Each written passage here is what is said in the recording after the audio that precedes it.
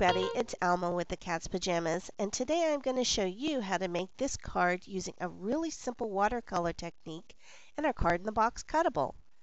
We'll put the two together for a fun pop-up card.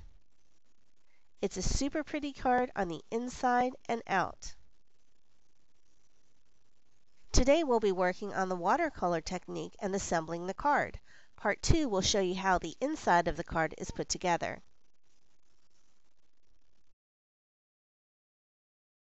So let's get started.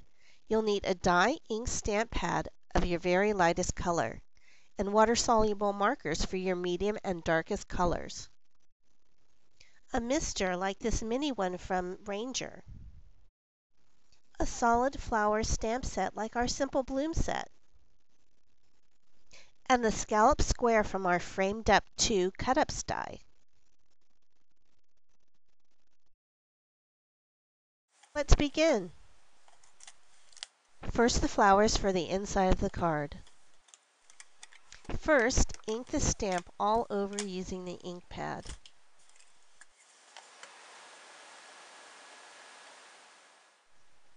Next, use the medium shade marker and draw in the area of the flowers you want with this color.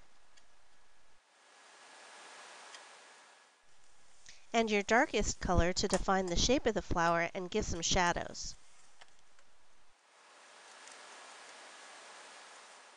I'm using our Simple Bloom stamp set for this card.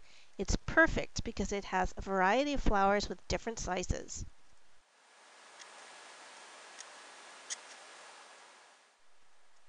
Done. Now let's do the same for the stems. First the medium green,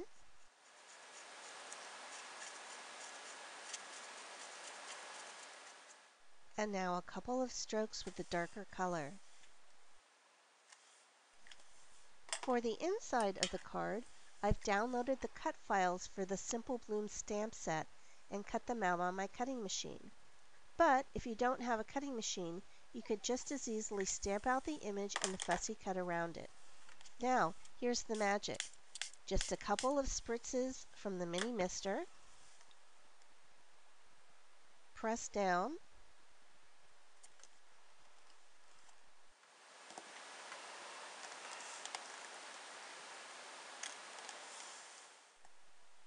And voila, instant magic. The water makes the ink blend together for a great watercolor look. Let's do another, shall we? First the yellow base.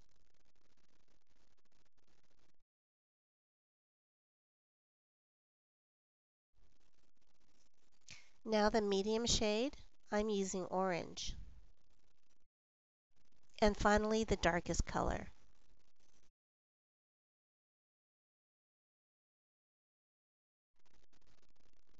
Time for the green. First the medium shade of green.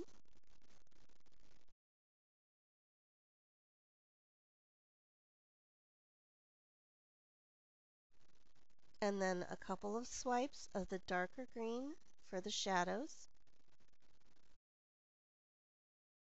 A couple of squirts from the mini mister.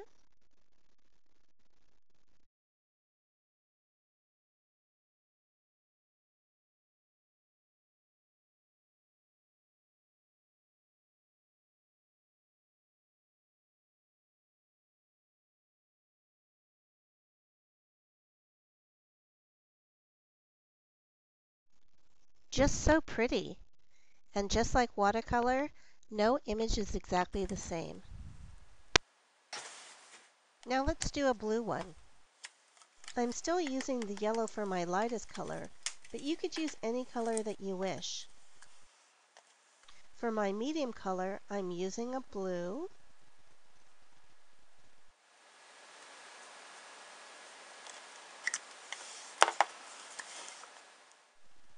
And for the darkest color, I'm using this dark turquoise.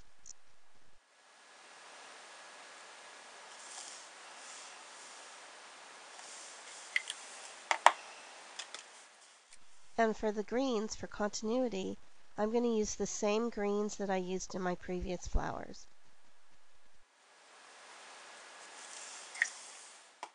Now you see the stamp starting to move a little bit on the block?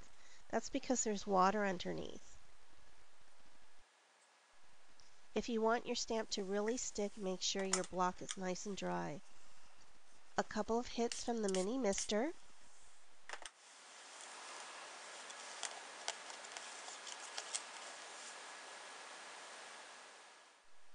Now you don't usually have to press as hard as I am doing. I'm just doing it a little bit harder because, well, I'm on TV. Ooh, I just love the way this turned out. I just love this technique. It's like a big surprise every time you stamp.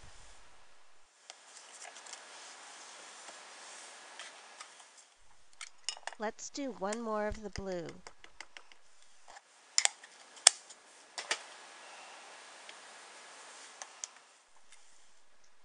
And you know the drill. First the yellow, then the medium blue, then the dark blue, and then the greens. One of the best things about this technique is that I don't have to hurry up and stamp because my ink is drying, so I can take my time coloring. And I don't have to worry about coloring so precisely.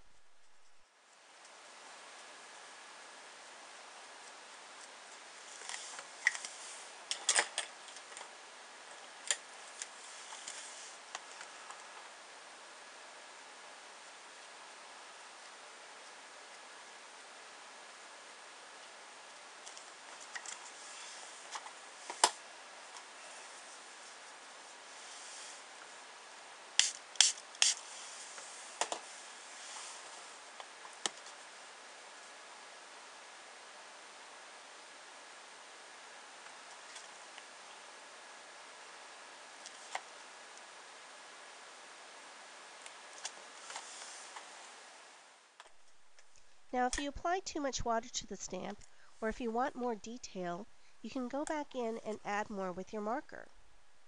If your image is too wet, you can dry your image with a blow dryer.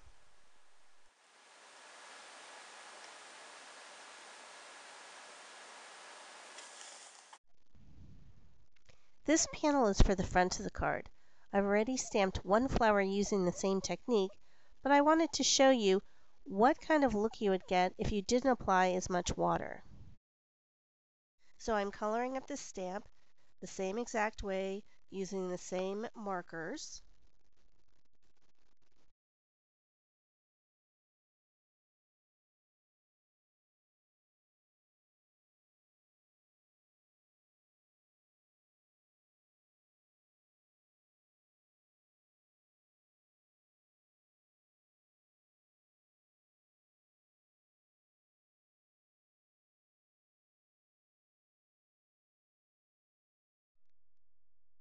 I'm using the dark of the red to really define the edge of the flowers.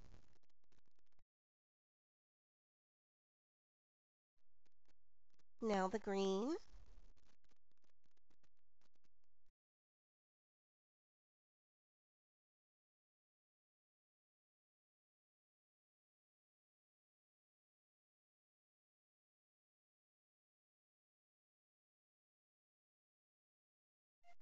Almost done.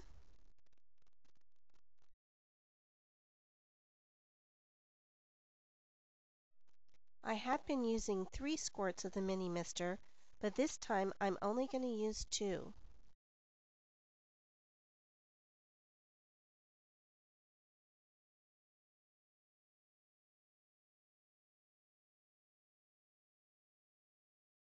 And then stamped it up.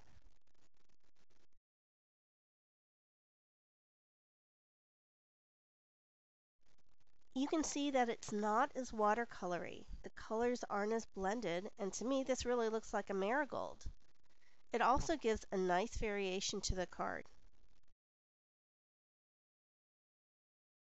So let's put together the front of the card. Fold the 8 by 11 paper in half and crease it. This size card is too big for my embossing folder. So instead, I've embossed 2 panels and I'll hide the seam with paper on top.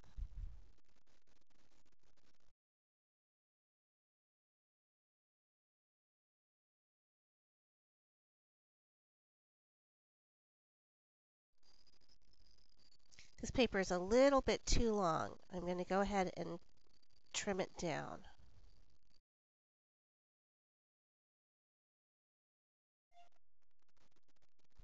Looks like I measured a little bit too short. It's a good thing I'm going to be hiding that with the paper on top.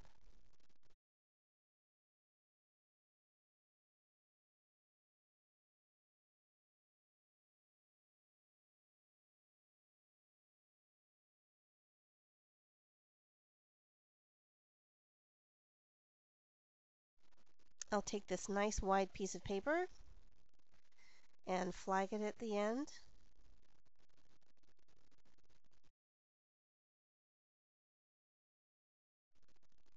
And attach it to the front of my card.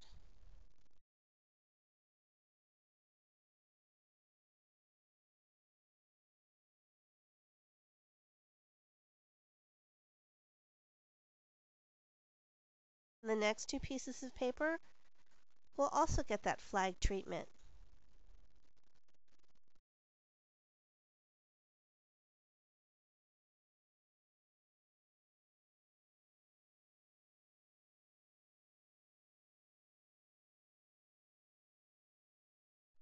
I'll use the point of the flag to cover that seam.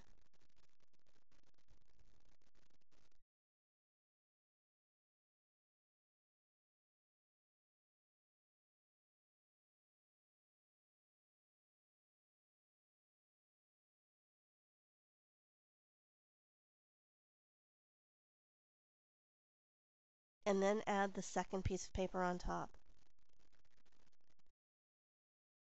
I want to make sure that the adhesive gets a really, really good stick.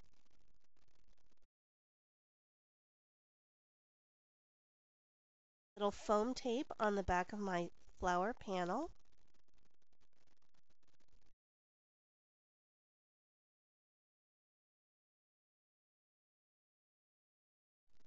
And a sentiment that I stamped on top of a piece of matching designer paper.